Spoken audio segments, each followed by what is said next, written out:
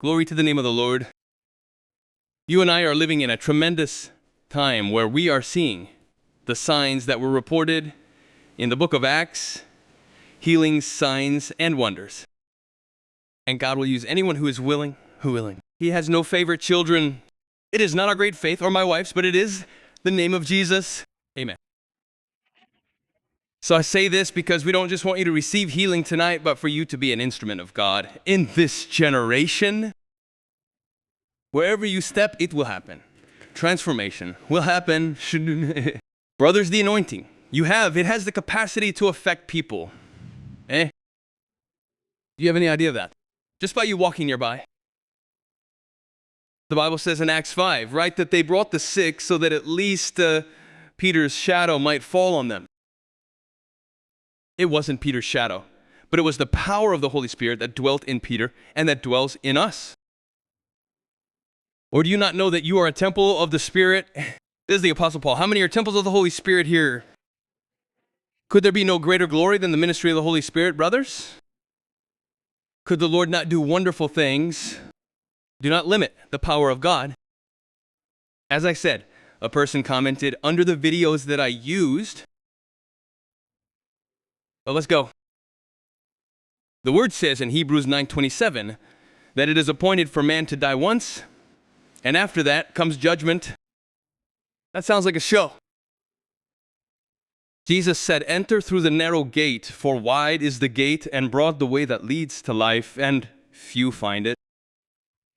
And wide is the gate and broad the way that leads to destruction, and many are those who find it." God is not healing people, brothers, for promotion. Do you think I want to appear on video? Have mercy. Do you think I want to? Oh, how cool I'm going to appear. No, but we expose ourselves so that others may reach salvation and healing in Christ Jesus. Amen, brothers. Amen. Forgive me for saying this, but I'd like to make it clear. Brothers, you're not doing the work of God for personal interests, and you brothers know what I am talking about. I am saying this so that you open your heart. If you stay focused on the man, you may not receive all that God has for you tonight. In Cabedelo, Paraíba, a large church. It was a warehouse, very bright, beautiful, a light at the top, and from there on a dim light. And I learned the other day, while I was ministering the word, a sister got up and left. And when she got to the back, I learned the other day, she said to her son, "Diego, let's go. This here is a show." And she had a problem with her knee. And her son said, "Lord, do something, do something. Heal my mother." When he finished praying, brothers, out of nowhere, I said, "Turn on the lights."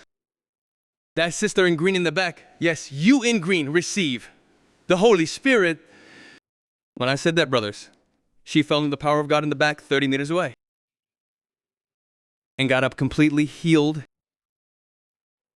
amazed, ecstatic, astonished, filled with wonder and awe. So, why am I saying this? I don't know what you have already seen regarding healing. The word says that we are living in days of great apostasy, brothers, false apostles, false teachers. I won't talk about that. But you need to open your heart to Jesus. Glory to His name. You must be born again. He who is not born of water and the Spirit can never see the kingdom of God. Hallelujah. And I just want to leave a word. I promise I will finish by midnight. I'll end here, brothers. Everything started in Jesus. Say, everything started in Jesus. Things started in Jesus. When you know that everything started in Jesus, you rest your heart on the promises of God. When I know because I know the Lord will do it. He is not obligated to do anything. If He doesn't do it, He always wants to do it. Let's go home, brothers. What's the problem? But I have a certainty, a conviction inside me that He will do it tonight. And it doesn't depend on my voice. It doesn't depend on my vocal tone. It doesn't depend on how much I shout into the microphone. But everything will be in the power of the Holy Spirit. Brothers, during the ministrations, people are healed in their seats. People are healed in the parking lots. People are healed Going home, people receive their healing. The next day, when they wake up, how many testimonies have we received? I received one just now. We were just now, my wife and I, in Paraná, Maringá, Cascavel, Mafã. We arrived just this Monday by the grace of the Lord. And we received audio from people who were healed. The evidence came afterward. And there in São Paulo, also in Vila Mariana, brothers. The Lord touched the sister, went to her husband, who prayed, and when she went home, the Lord woke her up, and the Lord began a healing process in her living room, moving her bones, just like in the video, and she stayed for an hour under the Lord's hand. And they only realized it, she only realized it because they saw the security camera footage. No. What did Jesus do in the early hours of the morning? The Holy Spirit doing it, rehabilitating. I don't know how this happens, brothers, but there is a greater glory in the ministry of the Holy Spirit. So when you rest knowing that everything started in Jesus, you have a conviction. Because you know it will happen. I can read Psalm 23 here. The Lord is my shepherd and I shall not want. Running out for what God has to do here. He will do today. Amen. There in Japan, by the grace of the Lord, I have no merit for having gone there, not even the ticket. It was brothers who contributed so that the Word of God could arrive. But in the 33 meetings, brothers, there wasn't one meeting where Jesus didn't heal. Including a church that had one member, a newly opened church in Tokyo, on a busy corner with those signs. The church had one member. 3 people were healed. The sister, who was a member of the church, and the pastor, and the other leader had some visitors. There were about 8 people. But Isaiah saw this day. The prophet Isaiah, he saw this day that the sick would be healed and sin would be forgiven. There in Isaiah 53, verses 4 and 5, in the faithful, corrected Almeida version, look what it says. Surely he has borne our griefs and carried our sorrows, and our infirmities he took upon himself, and our infirmities he took upon himself. And we esteemed him stricken, smitten by God, and afflicted, But he was wounded for our transgressions and bruised for our iniquities. The chastisement that brings us peace was upon him, and by his stripes we are healed. Yeah. By the lashes, the stripes are not in the sense of feet stepping. That's not it. The stripes are those wounds, those brothers who watched the movie Passion of the Christ, right? That whip with metal filaments that tore the back of the precious master. There was our healing. So in Jesus we have redemption and the remission of our sins. Hallelujah. And we also have divine healing. Yes, divine healing, brother. Say divine healing. Divine healing. Nowadays people are afraid to talk about divine healing. And divine healing in many places, brothers, is a forgotten Cinderella. In many basements of many places. But I thank God for this church. Amen, brothers. That is not ashamed of what the Holy Spirit will do. I am not ashamed, brothers, of what the Lord is doing. I have been to places where when people saw the Lord stretching legs. I remember a church here in Guaíba, Patience. The sister said she had hip problems, leg problems. In the name of Jesus Christ. She fell under the power of God, and the Lord began to move her hip, putting it in place, and a brother there says it's rebuked. It's bound. I said, my God, some do not understand the anointing, brothers. I have been in places where when the Lord began to work, I felt like an alien there, brother, all alone. And I said, no, don't worry, it's my friend, the Holy Spirit, Yes, the Holy Spirit is touching. He exaggerates sometimes, brothers. And he does wonderful things. Hallelujah. The floor is often the operating table of Surgeon Jesus. Oh, glory to God. Prepare yourself for great things, brothers. So, David also saw this day, the psalmist, the prophet, king. He saw in Psalm 103, it is cited, bless the Lord, O my soul, and all that is within me. Bless his holy name. Bless the Lord, O my soul, and forget not all his benefits. See, the word says, so we do not forget the benefits, not a single one of the benefits. What benefits are these? The word says, he who forgives all your iniquities, who heals all your diseases, who redeems your life from destruction, who crowns you with loving kindness and mercy. Hallelujah. So, Isaiah saw, David saw, and Jesus came, was baptized in the Jordan River, and he came out of the Jordan River. The Holy Spirit came upon him, and he went out operating in the power of the Holy Spirit, and then he transferred his life to the 12. It was not just him walking. Acts 10:38. How God anointed Jesus of Nazareth with the Holy Spirit and with power, who went about doing good and healing all who were oppressed by the devil, for God was with him. It was not just him. He went out in the power of the Holy Spirit. Brothers, if there is no Holy Spirit power here, and every time these doors are opened and the name of Jesus is proclaimed, wonderful things happen, wonderful things happen. And it would merely be a gathering of good, well-intentioned people, an assembly, something legitimate, people, an association of people. But there is a power of God available here, brothers, that has the capacity to touch us, that has the capacity to heal us, to forgive us. Sadulas. So how are we going to take off? How are we going to get off the ground here? Imagine that this is an airplane. How are we going to take off solely by faith in the name of Jesus? Acts 3 and 4. When that paralytic got up, the Apostle Peter says, faith in the name of Jesus restored the paralytic to perfect health before you all.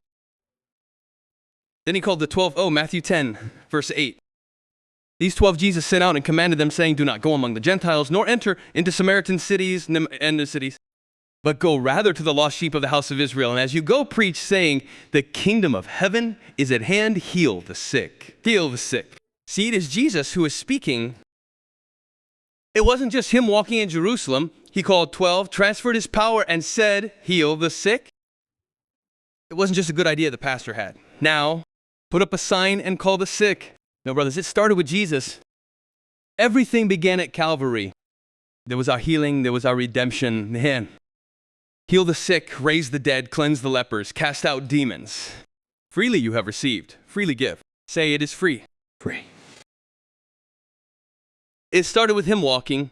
Then he called the 12, as if that weren't enough. He called another 70. I will prove it by the scriptures, brothers. Luke 10 verse 1 says, after these things, the Lord appointed 70 others also. Look at that.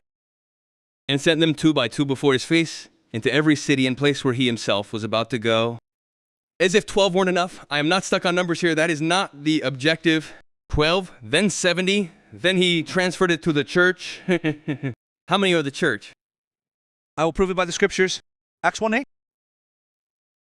But you shall receive power when the Holy Spirit has come upon you, and you shall be witnesses to me in Jerusalem and in all Judea and Samaria and to the end of the earth. Hallelujah. This power that was promised in the text of Mark 6:54.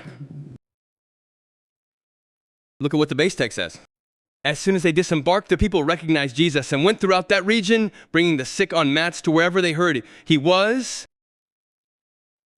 And wherever he went, villages, cities, or countryside, they brought the sick to the marketplaces, begging him that they might at least touch the fringe of his cloak.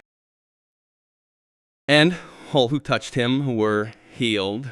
And all who touched him were healed. When that woman touched Jesus' clothes, you know the text in Mark 5? It's not our base text. But what does he say? Power, virtue has gone out from me. That word power in the original, is dunamis, the root of the modern term dynamite. That word, dunamis, when Jesus spoke, out of me went dunamis in the original language. It was written, the versions that complement each other, brothers. It's not that it's a different Bible, but the ideas complement each other. In Acts 1 verse 8, he says, you will receive power, but you shall receive power, Dunamis. The word appears again, meaning the same power we as a church have received. And this power is available here, brothers. Everything you need has always been there, but the arm that brings it is faith in the name of Jesus. I have also learned to give primacy to the Holy Spirit. When man leaves the scene, brothers, the Holy Spirit will do more, and we will celebrate what he is doing. You know me. If a little finger moves, I'm already celebrating. Like, I film this right here. Jesus, Jesus. You know, brothers, we will only see the dead rising when we start praying for seemingly smaller things. Amen, brothers. There are people suffering from illnesses, chronic headaches, maybe an arm, just an example, arm problems. Over in Bayou in Paraíba, which is the city where the João Pessoa airport is, a sister, she has a fish market, or works with fish, I don't know. I just know she had a repetitive strain injury, a shoulder problem. There is a video on YouTube when the power of God came upon her, her shoulder started moving by itself like this, look. The Lord restoring it. And it did like this, look, as if she were combing her hair. And she said that she really couldn't even comb her hair, brothers. And she sent the video, she said it lasted until the next day. Feeling the power of God in her hand, she was completely healed. She said she hits the fish, scales the poor fish, right? It's in the testimony. He said she couldn't even touch the fish. She touches the fish. These are afflictions. Jesus healed infirmities and afflictions and affliction. He took upon himself our pains. And along with them, our infirmities. Perhaps you have a pain and not an infirmity. Glory to God. Perhaps you have an infirmity and have a pain. Jesus carried both. We will call upon his name here, brothers. And perhaps someone is thinking it's too good to be true. I will say it is true because we are talking about the word of God, brothers. So he promised the church 1270. I am not hung up on numbers here, please. That's not it. But he called to 1270. Then transferred it to the church, and he rose, sat at the right hand of God on high, and the work continued through the followers of Jesus who replicated and reproduced the same works. In fact, he said that in his name we would do the same works and would do even greater things. And if you look there in Acts 8 verse 6, it talks about Philip, that the crowds paid attention to what Philip said because they heard and saw the signs he performed. Well, so it was visible. If they saw the signs that Philip performed, it was visible. Brothers, the Apostle Paul, he said that the credentials of my apostleship were not words of human persuasion, but it was a demonstration of spirit and power. Brothers, the kingdom of God does not consist of words alone, but word and power. And the Lord is restoring this in these days. Amen. Glory to God. So Philip continued. In Acts, Jesus had already risen. He appeared for a period of 40 days after he rose and taught things concerning the kingdom of God. Later, through Paul, Acts 19:11, and God by the hands of Paul performed wonders, extraordinary miracles. What is the way that God used Paul? One of the ways, verse 12, so that even handkerchiefs and aprons were taken from his body to the sick, and the infirmities left, fled from them, and the evil spirits departed. The apostle could not be everywhere, so fabrics and cloths were taken. The anointing of God, it can be transferred, transmitted, brothers, just like the law of electricity, just as electricity can be transmitted to wires and semiconductors, you know, all those things, chips, you know, silicon, all that. So the anointing can be transmitted. Your hands can bless people. Hallelujah, brothers. Believe in this. Your hands can be the hands of Jesus. Your feet can be the feet of Jesus. Your eyes can be the eyes of Jesus, looking for the afflicted, looking for the oppressed, the oppressed. So there is a version that says God performed extraordinary miracles through the hands of Saul, right, who became Paul. Saul became Paul, for example. That's what it says. Handkerchiefs and aprons touched by him were taken to sick people, and they were healed of their diseases, and evil spirits left them. Today you can be blessed through a video. Don't we see that here too? I believe in cloths and fabrics. We just did that now. You can be blessed. Today we have the biblical press. Today we have the Bible, we have radio, we have evangelism through television programs, the internet, and the anointing can also go through cloths and fabrics. Hallelujah. Praise be the name of the Lord. And to finish, brothers, Acts 5 says that they also brought them, and the multitude of believers grew more and more. Acts 5:14. Both men and women were added to the Lord to the point of bringing the sick out into the streets and placing them on beds and mats so that as Peter passed by, at least his shadow might fall on some of them. Many people also flocked from the cities neighboring Rio de Janeiro, Jacarepaguá, Campino. Glory to God. Many people flocked from the cities neighboring Jerusalem, Rio de Janeiro, bringing the sick and those tormented by evil spirits, and all of them were healed. Praise be the name of the Lord Jesus. So, brothers, through the followers of Jesus, the servants of Jesus, you and I, in the book of Acts, the apostles reproduced it too because the model started in him. And this anointing is here tonight. And it has the capacity to touch us, brothers. It has the capacity to go into specific areas where even medical science cannot. Glory to God for the doctors. Perhaps there are doctors here, surgeons, nurses, physical therapists, pharmacists. But we are talking about when man's resources end in the hand of the Lord enters. Hallelujah. This wonderful hand did not come here to judge us and hit us over the head with a stick. No, brothers. This wonderful hand, it came to heal us and also came to pour out the gift of eternal life. This anointing has the capacity to operate the new birth. And here I finish, the Apostle Paul, as we saw here, that God did miracles through the hands of Paul. Once he was imprisoned in chains, brothers, a prisoner of the Lord, not for doing wrong, but for preaching the name of Jesus.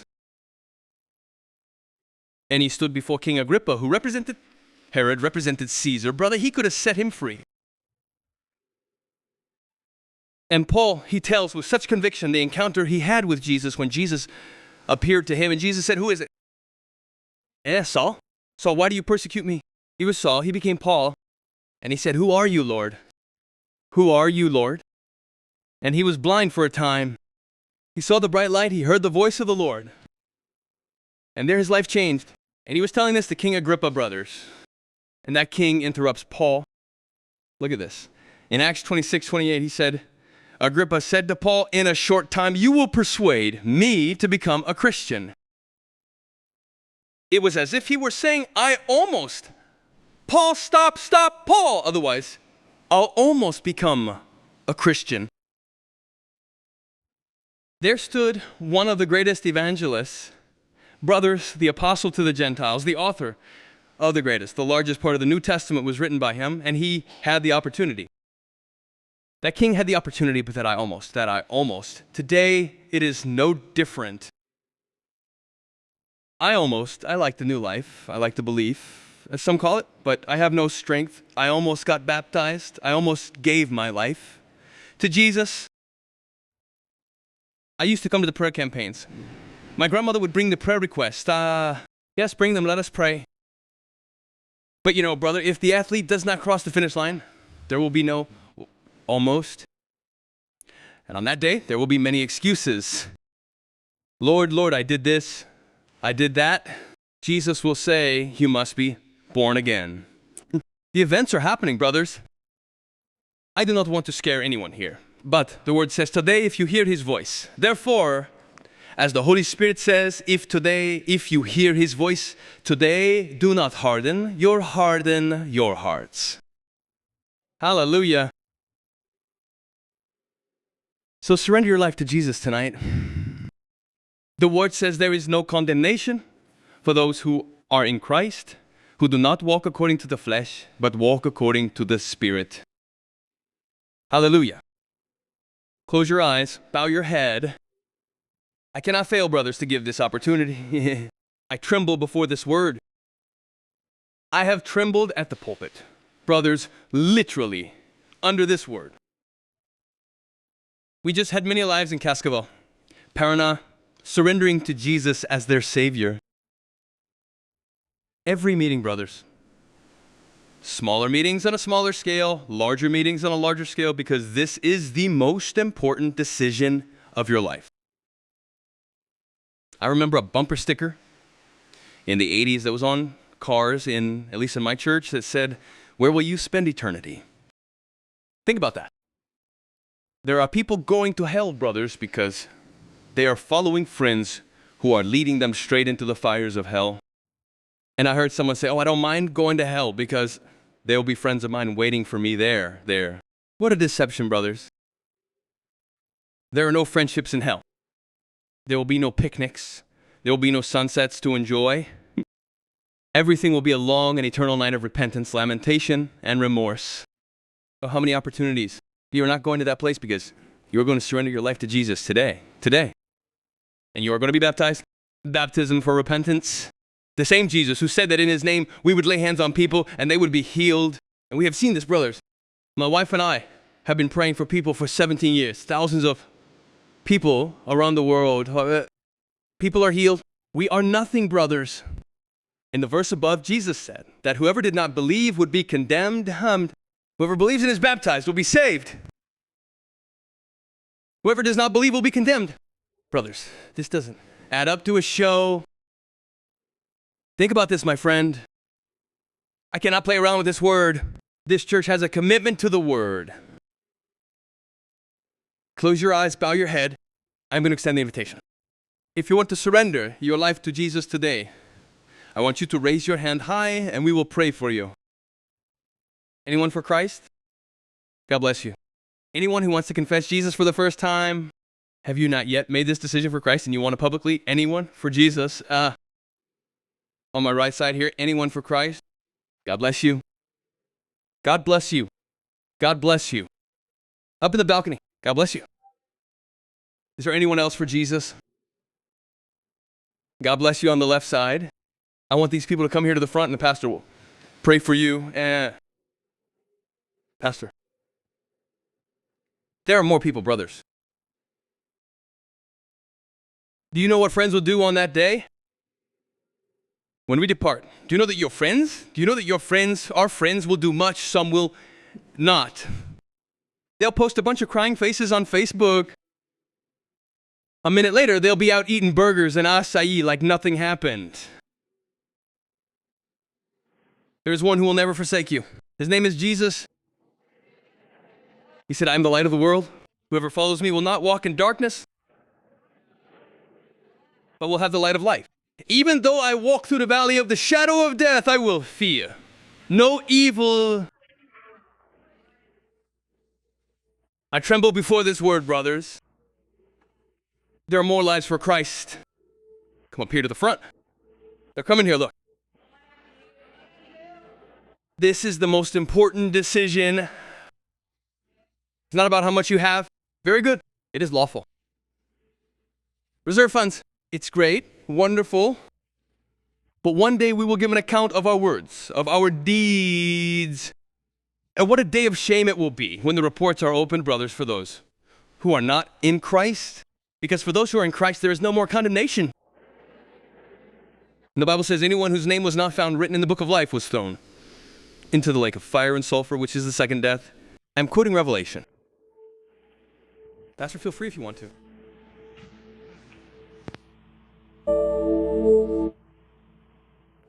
Father, thank you for this work of the Holy Spirit here tonight, Lord.